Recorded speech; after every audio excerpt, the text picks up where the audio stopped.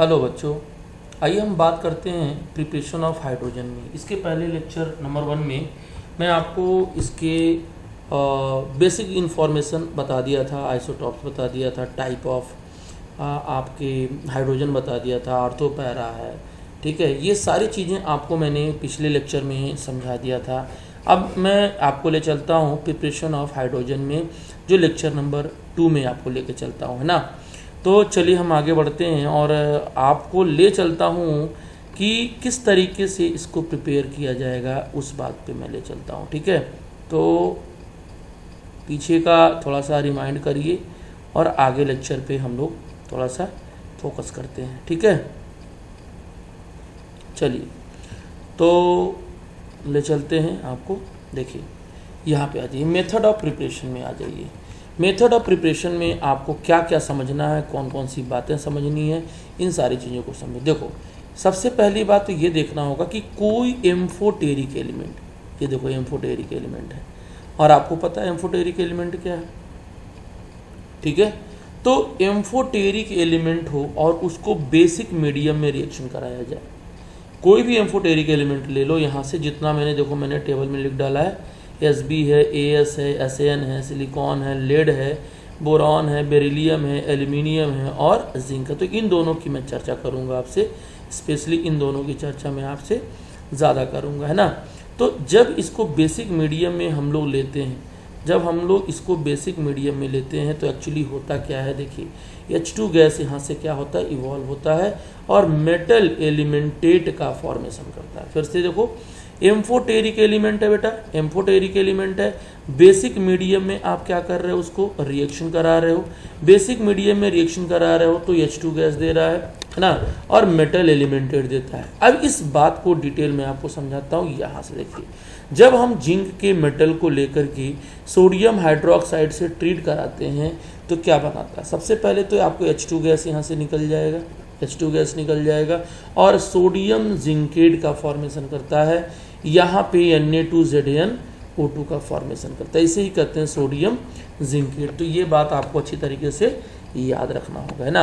आइए हम ले चलते हैं दूसरे पॉइंट पे कि अगर हम जिंक के जगह एल्युमिनियम ले लें तो एल्युमिनियम क्या करेगा, इस सोडियम हाइड्रोक्साइड के साथ रिएक्शन करेगा।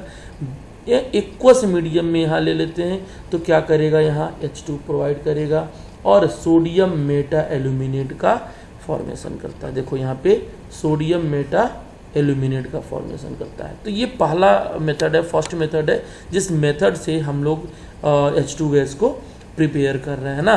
तो चलिए दूसरे मेथड पे हम लोग ले चलते हैं। आपको दूसरा रूल ये कहता है कि कोई भी यहाँ पे ग्रुप हो, चाहे वो कार्बन हो, चाहे ऑक्सीजन हो, चाहे नाइट्रोजन हो, चाहे सल्फर हो, उसके साथ क्या अटैच होना चाहिए, हाइड्रोजन अटैच होना चाहिए। क्या अटैच होना चाहिए, हाइड्रोजन। ये बात जरूर ध्यान दीजिएगा कि उसके साथ हाइड्रोजन अटैच हो। तो अगर हाइड्रोजन अटैच होता है बेटा तो यहाँ से H निकलेगा और इस पर आएगा निगेटिव और इस पर आएगा पॉजिटिव, और ये आपका पता ही है कि ये जब भी जाएगा तो ये एक इलेक्ट्रॉन लूज कर देता है यहाँ से और खुद को पॉजिटिव बना लेता है ना। अब ये जो इलेक्ट्रॉन है वो इलेक्ट्रॉन मिलेगा H को और वो H2 फॉर्म में कन्वर्ट हो जाएगा। जैसे समझो H पॉजिटिव है और सोडियम ने अपना एक इलेक्ट्रॉन उसको दिया तो क्या बन गया, हाफ H2 के फॉर्म में आ गया, है ना। और जो सोडियम है यहाँ पर आप देख सकते हो, जो आपका यहाँ पर सोडियम है, ये सोडियम क्या करेगा, इस तीनों में से चाहे कार्बन हो, ठीक है, कार्बन ट्रिपल बॉन्ड के साथ अटैच होना चाहिए। ध्यान देना, कार्बन जो है वो ट्रिपल बॉन्ड के साथ अटैच होना चाहिए, ऑक्सीजन हो, नाइट्रोजन हो, सल्फर हो। तो ये आपका क्या है, इलेक्ट्रोनिगेटिव एलिमेंट है। क्या है, इलेक्ट्रोनिगेटिव। तो कभी भी किसी भी इलेक्ट्रोनिगेटिव एलिमेंट के साथ अगर हाइड्रोजन अटैच है ना, तो वो क्या करेगा, उस इलेक्ट्रॉन को खींचेगा और H पे पॉजिटिव डेवलप करेगा। तो वही कुछ ऐसा यहाँ पे हो रहा है। तो देखिए ध्यान से मैं आपको यहाँ पे ले चलता हूँ, समझाता हूँ। यहाँ पे ध्यान देना, 2 मिनट थोड़ा सा मैं इसको शिफ्ट करता हूँ नीचे। यहाँ पे देखिए ये चीज़ें हैं, यहाँ पे मैं आपको लेके समझाता हूँ। अब देखो इसको थोड़ा सा ऊपर ले चलता हूँ, ये गलती से आ गया था यहाँ, और यहाँ से इसको हटा देता हूँ, ठीक है। अब मैं आपको वहाँ ले चलता हूँ। देखो ये C है और यहाँ पर N है, ठीक है। तो चलिए मैं बताता हूँ आपको। देखिए ये देखो, ये ऑक्सीजन है, हाइड्रोजन उसके साथ अटैच है। मैंने यही समझाया है कि अगर ऑक्सीजन के साथ अटैच है तो वो इलेक्ट्रॉन को क्या करेगा, विड्रॉ करेगा, निगेटिव आएगा और इस पर पॉजिटिव। और आप जानते हो इसकी कहानी मैंने सोडियम का बता ही दिया है कि सोडियम भी अपना इलेक्ट्रॉन लूज करता है, सोडियम भी अपना इलेक्ट्रॉन लूज करता है और लूज करने के बाद वो निगेटिव चार्ज के साथ अटैच हो जाता है। यहाँ देखो ये इसके साथ अटैच हो जाएगा और RONA बना लेगा और फिर क्या होगा, हाफ H2 का फॉर्मेशन कर देगा। ठीक है, समझ में आ गया आपको। यहाँ पे ये निगेटिव है और यहाँ पे पॉजिटिव हो जाएगा। ठीक है, तो ये कुछ है। अब यहाँ पे भी देखो वही खेल है, यहाँ पे HOH है, यहाँ पे HOH है। थोड़ा सा मैं आपको और इसको ओपन करके बताता हूँ। देखो इधर से कहानी बताता हूँ। OH को और H को ले लो, यहाँ वही बात है, ये निगेटिव इस पे आ जाएगा, इस पर क्या आएगा बेटा, पॉजिटिव। ठीक है, और यही सोडियम फिर पहले वाला खेल करेगा, इलेक्ट्रॉन को लूज करेगा, इलेक्ट्रॉन को लूज करेगा और फिर ये सोडियम इस ऑक्सीजन के साथ आ जाएगा और ये जो इलेक्ट्रॉन है जो H पॉजिटिव निकल रहा है उसको देगा और खुद को उसको मॉलिक्यूलर फॉर्म में कन्वर्ट कर देगा, क्योंकि उस पर ऑक्सीडेशन नंबर 0 हो जाता है। तो वही खेल यहाँ पे प्रॉब्लम है, ये ONA बना लेगा और यहाँ पर हाफ H2 गैस निकल जाएगा, है ना। तो क्लियर हो गया, आगे बढ़ा जाए। चलिए यहाँ पे देखो, यहाँ पे भी वही खेल है। इसका हाइब्रिडेशन एक्चुअली sp होता है, sp होता है तो s कैरेक्टर कितना होता है, 50%। आप क्या जानते हो कि जो इलेक्ट्रोनिगेटिविटी का फैक्टर होता है वो परसेंटेज ऑफ s कैरेक्टर पे डिपेंड करता है, परसेंटेज ऑफ s कैरेक्टर पे। तो जितना ज़्यादा s कैरेक्टर उतना ज़्यादा इलेक्ट्रोनिगेटिविटी।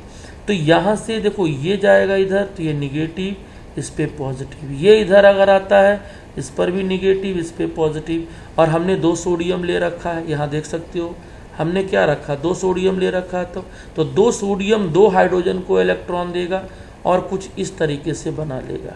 देखो C triple bond C Na, ये निगेटिव ये पॉजिटिव, ये निगेटिव ये पॉजिटिव, और आराम से H2 गैस आपको बाहर मिल जाएगा। ठीक है, तो ये चीज़ आपको समझ में आ गया होगा, इन तीनों रिएक्शन में क्या हो रहा है, ये बात मैंने आपको समझा दिया। अब आपको मैं नेक्स्ट वाले प्रिपरेशन में ले चलता हूँ। यहाँ देखिए ध्यान से क्या हो रहा है। यहाँ पे एक्चुअली देखो ये रिएक्शन करेगा, यहाँ से आएगा और ये जो है यहाँ से मिलेगा। तो देखो यहाँ पे क्या बन रहा है, देखो ये अगर मैं 2NH3 लिख दूँ तो कोई दिक्कत, यहाँ से 2NH3 लिख दूँ तो कोई दिक्कत, यहाँ से बन गया। देखो 6 हाइड्रोजन और 2 नाइट्रोजन है। ठीक है, और फिर देखो ये कैल्शियम है CaOH का होल ट्वाइस बन गया। ठीक है, फिर यहाँ से भी हम हाइड्रोजन को निकाल सकते हैं अमोनिया से। यहाँ से देखो क्यों, अमोनिया कैसे बनाते हो, हैबर प्रोसेस से। तो हैबर प्रोसेस से जैसे अमोनिया बनाते हो वैसे रिवर्स करके इसको भी ऑब्टेन कर सकते हो। ठीक है, तो यहाँ पे आपको समझ में आ गया होगा। ये देखो ये एल्युमिनियम का मतलब कार्बाइड आपका दिख रहा है। ये देखो 12 मैंने वाटर मॉलिक्यूल ले लिया। अब देखो ध्यान से, इसको अटैच करो यहाँ से, एकदम बेहतरीन कॉन्सेप्ट है, अच्छे से समझ में आएगा। बस आप ध्यान से सुनो और लेक्चर को लास्ट तक देखो तो आपको क्लियर हो जाएगा। ठीक है, तो देखो यहाँ पे 3 कार्बन, चलो मैंने 3 कार्बन कर लिया। ये हाइड्रोजन आपका 4 है तो यहाँ पे मैंने क्या कर लिया, CH4 कर लिया। ठीक है, तो यहाँ से भी आप क्या कर सकते हो, इस बेस से यहाँ CH4 से भी आप इसको ऑब्टेन कर सकते हो हाइड्रोजन को। ठीक है, और बाकी जो एल्युमिनियम है वो इसके साथ मिल करके AlOH का होल थ्राइस बना लेगा। ठीक, यहाँ पे देखो अब इससे भी क्या कर सकते हो, H2 गैस को ऑब्टेन कर सकते हो यहाँ से। यहाँ पे देखो इन दोनों को ध्यान से देखना, इन दोनों को तो कितना दोनों हाइड्रोजन दिख रहा है, 2H2 मॉलिक्यूल दिख रहा है। चलो मैंने लिख दिया। ये देखो यहाँ पे क्या हो रहा है, Ca है, 2 OH है, देखो ये 2 इसका भी है तो क्या हो जाएगा, OH का होल ट्वाइस। यानी हमको फाइनली H2 गैस क्या हो जाएगा, यहाँ से भी आपको मिल जाएगा। ठीक है, आगे देखिए यहाँ पे आ जाइए।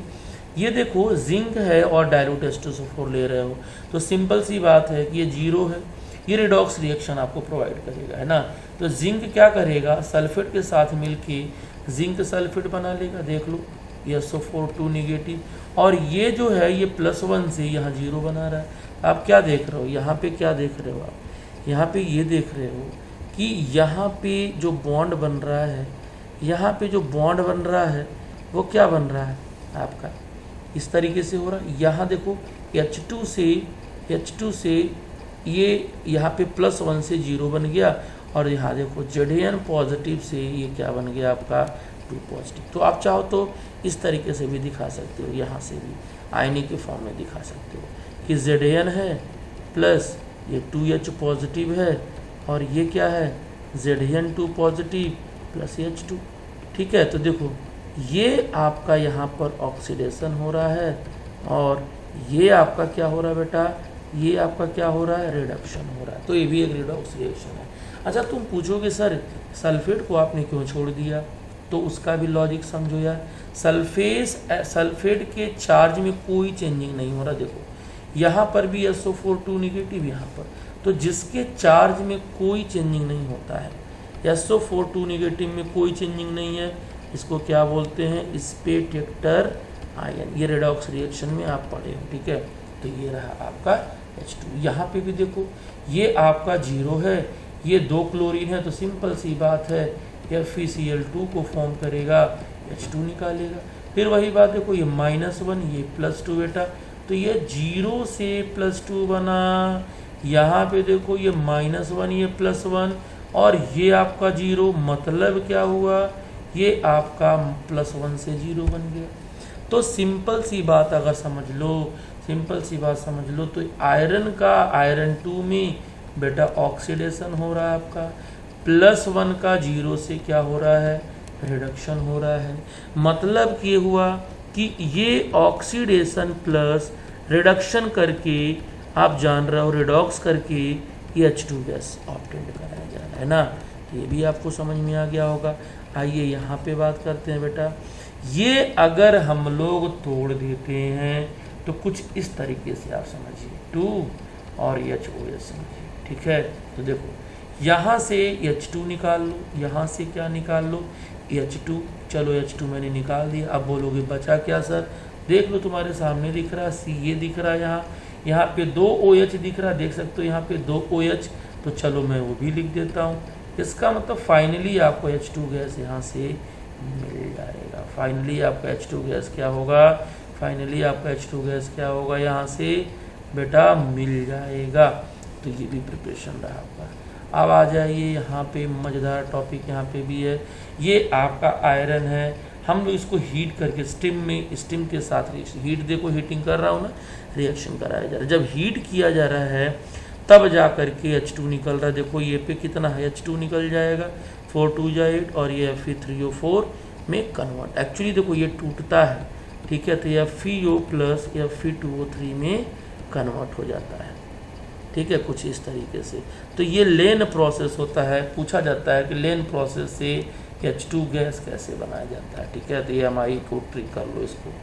तो हमने क्या किया, यहाँ आयरन लिया और गर्म पानी में इसको डाल दिया या हीट कर दिया, H2 निकला आपका, और यहाँ पे आपका Fe3O4 निकला, जिसको हम क्या बोलते हैं, लेन प्रोसेस, ठीक है। चलो आगे चलते हैं बेटा, आगे चलते हैं, आपको ले चलते हैं एकदम मज़ेदार बात की तरफ ले चलते हैं। चलिए देखिए ध्यान से, यहाँ पे समझते हैं। अब आपको नेक्स्ट पेज पे ले चलता हूँ। देखो यहाँ पे ये भी आपका एक बहुत मज़ेदार टॉपिक है, जिसमें पूछा जाता है कि इलेक्ट्रोलिसिस से कितना मोल H2 गैस मिलता है। यानी इलेक्ट्रोलिसिस के दौरान H2 गैस से दोनों गैस का रेशियो क्या मिलता है। बहुत मज़ेदार बात है। देखो इलेक्ट्रोलिसिस मतलब समझ रहे हो कि जब हम करंट पास करते हैं, क्या करते हैं, यहाँ करंट पास करते हैं, तो देखो यहाँ क्या करते हो, तुम जानते हो कि H2O जो होता है बेटा, H2O जो होता है वो एक वीक इलेक्ट्रोलाइट होता है। क्या होता है, एक वीक इलेक्ट्रोलाइट होता है। यानी वीक होने से इसका जो डिग्री होता है, अल्फ़ा होता है, वो बहुत कम होता है। अल्फ़ा मतलब क्या, अल्फ़ा का मतलब होता है डिग्री ऑफ डिसोसिएशन, है ना। इसको क्या बोलोगे, डिग्री ऑफ डिसोसिएशन। तो बहुत कम टूटता है, यानी कंडक्टिविटी भी कम करेगा। तो कैसे इन्हेंस करेंगे कंडक्टिविटी को, इसमें डाल दिया जाए H पॉजिटिव, एसिडिक मीडियम ले लो। एसिडिक मीडियम क्या करेगा, वीक इलेक्ट्रोलाइट को थोड़ा बेस्ट इलेक्ट्रोलाइट बना देगा, अच्छा बना देगा। चलो भाई कंडक्टिविटी और बढ़ा लो, ठीक है। तो जब इलेक्ट्रोलिसिस करते हैं इसका तो क्या होता है, H पॉजिटिव और OH निगेटिव में टूटता है, सिंपल सी बात है। अरे भाई H पॉजिटिव OH निगेटिव में टूटता है। अब ध्यान से देखो, मैं इधर साइड में बताता हूँ बेटा, थोड़ा सा साइड में बताता हूँ, मज़ा आ जाएगा। देखो ये टूटेगा तो क्या टूट रहा है, H पॉजिटिव और OH निगेटिव टूट रहा है ना। अब देखो ध्यान से, ये जो है कैथोड है आपका, ये क्या है, कैथोड है। यहाँ पे क्या है, ये कैटायन है। अच्छा एक बात और ज़रा बता दूँ आपको, एक चीज़ और मैं आपको बताना चाह रहा हूँ कि आपने इसको लिया एसिडिक मीडियम में, तो भैया एसिडिक मीडियम में तो वो भी तो लेना होगा, वो भी तो देगा H पॉजिटिव और SO4 2 निगेटिव। अब यहाँ देखो मज़े की बात आपको बता रहा हूँ, ठीक है। देखो यहाँ पे ये तो दोनों जाएंगे एक साथ, किस पर, कैथोड पर। कैथोड पे चार्ज क्या है बेटा, पॉजिटिव, सॉरी निगेटिव, ये देखो निगेटिव है। कैथोड पे चार्ज क्या होगा, निगेटिव। तो ये तो चलो ठीक है, समझ में आता है कि कैथोड पर क्या होने वाला है, ये कैथोड पे जाएगा और उस प्लेट से इलेक्ट्रॉन मांगेगा कि भैया मुझे इलेक्ट्रॉन दो, मुझे तो भूख लगी है। चलो ठीक है, इलेक्ट्रॉन पा गया और ये प्लस और माइनस कैंसिल करके 0 बन गया। तो देखो H2 गैस मिल गया मुझे, मिला कि नहीं मिला। अब मैं बात करता हूँ इन दोनों पे, ये ध्यान देना बेटा, यहाँ मज़े की बात है। ये देखो ये OH निगेटिव और ये सल्फेट है, तो दोनों में से कोई एक ही तो जाएगा, कोई एक ही। ये क्या है आपका एनायन है, ये भी आपका एनायन है और ये भी आपका एनायन है। तो सिंपल सी बात है कि ये एनायन दोनों किस पे जाएंगे, एट एनोड पे जाएंगे, क्योंकि एनोड पे चार्ज क्या है, पॉजिटिव। तो बेचारा ये तो पॉजिटिव वाला प्लेट गरीब है। चलो मैं बात कर लेता हूँ एट एनोड पे। तो देखो जाएंगे तो दोनों, लेकिन प्लेट पर सिर्फ और सिर्फ ये डिस्चार्ज होगा OH negative, OH negative discharge होगा, ये जाएगा और फिर ये O2 में कन्वर्ट कर लेगा। देखो यहाँ पे अगर 4 लिख लूँ तो ये बताओ, यहाँ पे 4 इलेक्ट्रॉन बाहर निकला और यहाँ पे मैंने तो 2 ही ऑक्सीजन निकाला ना बेटा, और यहाँ पे क्या हो जाएगा, 2H2O हो जाएगा, 2H2। देखो 4 हाइड्रोजन हो गया और यहाँ पे ऑक्सीजन हो गया, 2 यहाँ 2 यहाँ और 4 इलेक्ट्रॉन निकल गया। देख लो निगेटिव इधर भी 4 इधर भी 4, तो हमको O2 गैस तो मिल रहा है ना। तो वही मैंने यहाँ लिखा बेटा, यहाँ पे वही लिखा है कि यहाँ पे देखो 2 मोल H2 मिलेगा और 1 मोल O2 मिलेगा। H2 मिलेगा आपका एट कैथोड प्लेट पर और O2 जो मिलेगा एट आपके एनोड प्लेट पर। कभी कभी पूछा जाता है ये। और टोटल कितना मिला बेटा, 3 मोल, 2 मोल H2 और 1 मोल O2 का। अब पूछता है कि कितना लीटर ये बन रहा है बेटा, कितना लीटर ये बना गया, मतलब H2 और O2 मिला के। तो देखो वाटर कितना है 36, क्योंकि ये तो दोनों का मिलके 18। अरे भाई मेरे 2 × 1 + 16 और इसमें किससे मल्टीप्लाई, 2 से। देखो यहाँ 2 है, तो 36 ग्राम में कितना लीटर मिल रहा है स्टैंडर्ड कंडीशन पे। तो देखो 3 मोल × 22.4 67.2, ये भी पूछ लेता है कभी, ठीक है। तो ये आपका इलेक्ट्रोलिसिस हुआ, आपको समझ में आ गया होगा। बस 2-3 बातें आपको इसमें ध्यान रखना है। कितना रेशियो होगा इसका, कितना रेशियो, तो 2:1 का रेशियो। H2 कितना है 2 और O2 कितना है 1, टोटल कितना है 3। कितना लीटर दिया 36 ग्राम H2O, तो बता दीजिएगा 67.2 लीटर, ठीक है। तो ये भी आपको क्लियर हुआ होगा अच्छे से। चलिए आगे चलते हैं हम लोग। आगे देखिए ये रहा इंडस्ट्रियल प्रोसेस। इंडस्ट्री में कैसे बनाते हैं लार्ज स्केल पर, तो देखो बोस प्रोसेस में कैसे बनाते हैं, इस बात को आपको ध्यान देने वाली बात है, बहुत मज़े से समझिएगा। ये देखो ये बोस प्रोसेस है, ये CO प्लस H2 जो होता है बेटा, CO प्लस H2 को क्या बोलते हैं, CO प्लस H2 को बोलते हैं वाटर गैस, है ना। तो CO plus H2 water gas है। अब CO प्लस H2 कैसे बना होगा, जब कार्बन को H2O के साथ पास करा गया होगा, तो CO प्लस H2 देखो बनाया। अब यही CO प्लस H2 जो आपका वाटर गैस है, इसी को किस में डाला गया, पानी में, और इन कैटालिस्ट के प्रेजेंस में, ध्यान दो इसके। तो क्या बनेगा, देखो 2 हाइड्रोजन यहाँ और 2 हाइड्रोजन यहाँ, 2H2 बन गया, और CO यहाँ बचा है और एक ऑक्सीजन यहाँ बचा है, तो CO2 बन गया। तो इस तरीके से लार्ज स्केल पर इंडस्ट्री प्रोसेस का मतलब क्या, लार्ज स्केल पे प्रिपरेशन करना है ना। तो इस तरीके से H2 गैस यहाँ से भी हम ऑब्टेंड कर लेते हैं। आगे आ जाइए, एक और मज़ेदार बात बताता हूँ लेन प्रोसेस में। एक्चुअली लेन प्रोसेस में आयरन को H2O के साथ पास किया जाता है, तो ये भी आपका H2 गैस और Fe3O4 बनाता है, ठीक है। ये भी मैं आपको बता चुका हूँ। तो देखो रिएक्शन तो थोड़ी बहुत आपको याद करनी ही पड़ेगी, बाकी चीज़ें तो मैं हूँ समझाने के लिए। आगे देखिए, अब आते हैं हम लोग फिजिकल प्रॉपर्टी, क्योंकि प्रिपरेशन आपका फिनिश होता है। देखो सबसे पहली बात, ये कलरलेस होगा, कोई ऑर्डर नहीं होगा, पानी के अंदर इनसॉल्युबल होगा। क्यों बेटा, क्योंकि पानी तो भैया पोलर है, पानी तो पोलर है, बट H2 तो बेटा नॉन पोलर है। ये कौन सा बॉन्ड है भैया, नॉन पोलर। अरे भाई जब नॉन पोलर है, एक का नेचर पोलर है, ये आपका पोलर है और ये आपका नॉन पोलर है, तो जरा ये बता दो कि क्या पोलर नॉन पोलर के साथ जाएगा।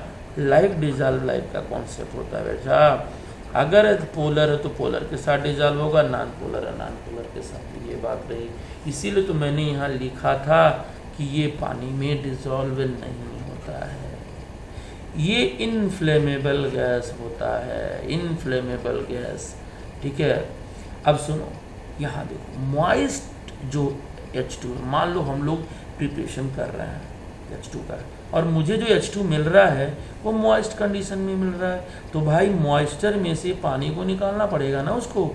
तो पानी को निकालने के लिए हम कंसनट्रेट H2SO4 का इस्तेमाल नहीं कर सकते, और किससे इसको ड्राई करना पड़ेगा, ध्यान देना, anhydrous CaCl2, anhydrous phosphorus pentoxide. लेकिन क्यों H2SO4 नहीं यूज करते हैं बेटा, एक बात बता देता हूँ भाई, ये जो H2SO4 होता है, ये जो H2SO4 होता है, जरा यहाँ मैं बात करता हूँ आपको, नेक्स्ट पेज पे बात करता हूँ, यहाँ ध्यान से मेरी बात सुनना। क्यों नहीं H2 गैस को हम यूज कर रहे हैं, H2 गैस का इस्तेमाल क्यों नहीं कर रहे हैं, सॉरी देखो जो मॉइस्ट एयर होता है, अरे मॉइस्ट H2 गैस होता है, मॉइस्ट H2 गैस होता है, ठीक है, उसको हम लोग क्यों इस्तेमाल नहीं कर रहे हैं, ये H2SO4 क्यों नहीं इस्तेमाल कर रहे हैं, उसके अंदर के पानी को निकालने के लिए, ध्यान देना। अरे भाई ये ध्यान दो, इसके जगह पे हम एनहाइड्रस P2O5 ले रहे हैं, चलो ठीक है, इसके जगह पे एनहाइड्रस CaCl2 ले रहे हैं, तो इसको क्या कहते हैं, डिहाइड्रेटिंग एजेंट। क्या कहलाता है, डिहाइड्रेटिंग एजेंट। मतलब क्या होगा, absorption of moisture, absorption of moisture ना, एब्जॉर्प्शन ऑफ मॉइस्चर, ठीक है। तो यही मतलब, लेकिन फिर वहीं पे मैं आके अटक गया कि बेटा ये क्यों नहीं यूज करते हैं, क्यों कंसंट्रेट H2SO4 नहीं करेंगे भैया, याद रखना। अरे यार एक बात समझो ना, H2SO4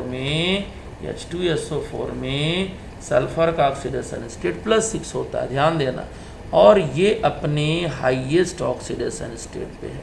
कहाँ पे है, हाईएस्ट। क्यों, क्योंकि सल्फर का +6 से ज़्यादा नहीं होता, क्योंकि बैलेंसर में 6 इलेक्ट्रॉन है। तो जो हाईएस्ट ऑक्सीडेशन स्टेट का होता है, ठीक है, वो एक बेस्ड, वो पढ़े होंगे रिडॉक्स में, बेस्ट ऑक्सीडाइजिंग एजेंट भी होता है, ठीक है। और जो लोवेस्ट ऑक्सीडेशन स्टेट पे होता है वो बेस्ट रिड्यूसिंग एजेंट होता है। तो बेटा ये आपको क्या करेगा, H2 को ड्राई करने के बजाय इसको प्रोवाइड करेगा O2 और ये बना देगा क्या, H2। तो तुमने ले गया उसको H2 को मॉइस्ट को ड्राई करने के लिए, पानी को निकालने के लिए, और ये उल्टे इसको और पानी बना देगा। मतलब कि कुल मिला के समझो कि H2 को ये ऑक्सीडाइज कर देगा और हमको H2 नहीं मिल पाएगा। ठीक है, तो ये रहा बेटा आपका फिजिकल प्रॉपर्टी। नेक्स्ट लेक्चर में आपसे हम बात करेंगे केमिकल प्रॉपर्टी के बारे में, और केमिकल प्रॉपर्टी भी आपका एकदम मज़ेदार होने वाला है। तो ये आपका रहा लेक्चर समझ में आया हो आपको। मैं मुझे प्रेशर नहीं कर रहा हूँ, बट अगर आपको अच्छा लग रहा है, लेक्चर समझ में आ रहा है, तो लेक्चर को प्रमोट जरूर करें।